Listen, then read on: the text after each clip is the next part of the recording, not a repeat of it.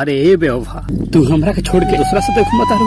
अरे हम तोरा से कितना प्यार करी रे, जब तोरा प्यार ही ना करे के रहे तो काहे दिल लगैली? आखिर काहे काहे इतने बोले जा रहो? हम तोरा से प्यार करेनी के वो से प्यार ना करेनी। हटो ना, दूर हो जाओ हमारा नजर के सामने से। अरे हम तोरा के जब पहले ही जल रहती ना तो तुझसे प्यार ना करती। ते प्यार ना हमरा इज्जत के साथ ते खिलवाड़ कइले बाड़ी। कालू ते जानो साथे घूमत रहली, कौन रहे? वो हमारे दोस्त रहे।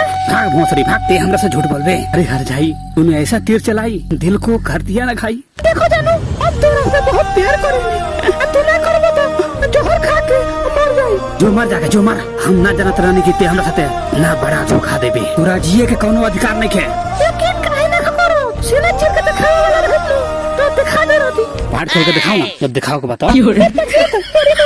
और मारे रंदू दूसरे साथे गलत काम करता रू, हमके मौका बोलता रू। हमारे साथे साथी सावित्री बने के कोशिश मत कर, तो के वो हाल करे जिंदगी भर ते याद रखबी। हम तो कैसे प्यार ना करेनी, हम के हुआ से प्यार करेनी। हम तो तेरे पैसे खातिर प्यार करत रहनी। अब ते भिखारी हो गइली, अब तोरा के लात मार देनी लात। वारे बेवफा, आखिर ते अपन रंग बदल ही दिली। हम तो तोरा खातिर खाना भी ना खात रहनी जब तक तोरा के देखत ना रहा। ते हमरा दिल पर खंजर चढ़ा दिली। जब ते इतरे करबे दुनिया में से प्यार के नामो निशान मिट जाई। और हम चिक चिक के कहम जे केहू तोरा जैसन बेवफा लड़की से प्यार ना करे। जा तरी तो जो बेवफा जो।